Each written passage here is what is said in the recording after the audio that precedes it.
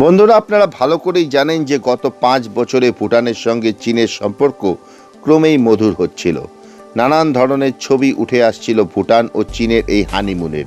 এই সম্পর্ক চরম সীমায় তখন পৌঁছে গেছিল যখন মাত্র কয়েক মাস আগে ভুটানের আধিকারিকরা ভারতকে সম্পূর্ণভাবে অন্ধকারে রেখে চীনে পৌঁছে গেছিল এবং ভুটান ও চীনের বিভিন্ন সীমান্ত সংক্রান্ত বিবাদের সমাধান করার জন্য তারা উদ্গ্রীব হয়ে পড়েছিল। বন্ধুরা, আসলে এই চীন ও ভুটানের মধ্যে সীমান্ত সংক্রান্ত নানান বিবাদ রয়েছে। আপনারা স্ক্রিনে দেখুন, যেখানে যেখানে এই লাল অংশগুলো দেখা যাচ্ছে সেই সমস্ত এলাকাগুলো নিয়ে বিতর্ক রয়েছে এই দুই দেশের মধ্যে। এদের মধ্যে সবথেকে গুরুত্বপূর্ণ হচ্ছে ডোকলাম।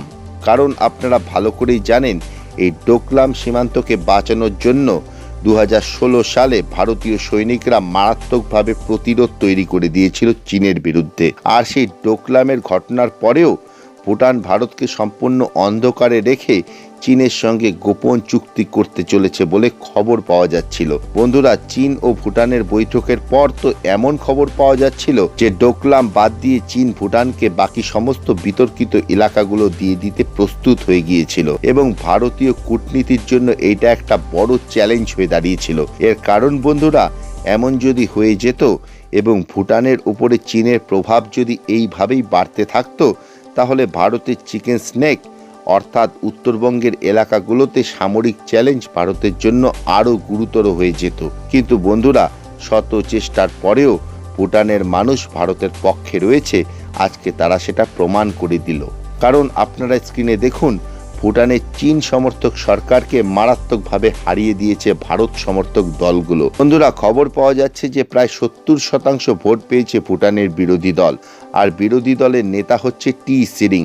আপনারা স্ক্রিনে দেখুন তার ছবি। বন্ধুরা, 5 বছর আগে ইনিই ছিলেন ভুটানের প্রধানমন্ত্রী এবং 5 বছর পরে আবার তিনি হতে চলেছেন ভুটানের প্রধানমন্ত্রী।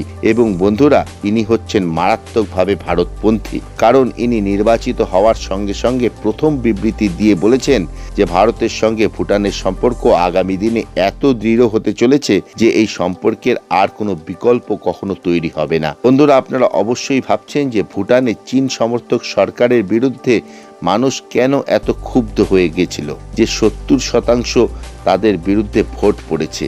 আসলে বন্ধুরা, গত 5 বছরে চীন যেভাবে ভুটানের এলাকাগুলোকে দখল করে যাচ্ছিল সেইটা সাধারণ মানুষ মেনে নিতে পারেনি। এমনকি বন্ধুরা, ভুটানের রাজার পৈতৃক গ্রামের এলাকাগুলো পর্যন্ত চীন দখল করে নিয়েছে বলে রিপোর্ট বেরিয়ে এসেছে কিছুদিন আগেই। এছাড়াও বন্ধুরা, আপনারা ভালো করেই জানেন যে ভুটান একটি বুদ্ধিস্ট রাষ্ট্র এবং বেশিরভাগ মানুষ সেখানে বৌদ্ধ ধর্ম অবলম্বনকারী এবং তিব্বতে বৌদ্ধ ধর্মের মানুষদের উপরে নানান ঘটনার প্রভাব ভুটানের জনতার উপরে মারাত্মকভাবে পড়ে। এইসব কারণের জেরেই ভুটানের মানুষ আজ প্রমাণ করে দিয়েছে যে তাদের ভবিষ্যৎ ভারতের সঙ্গে রয়েছে।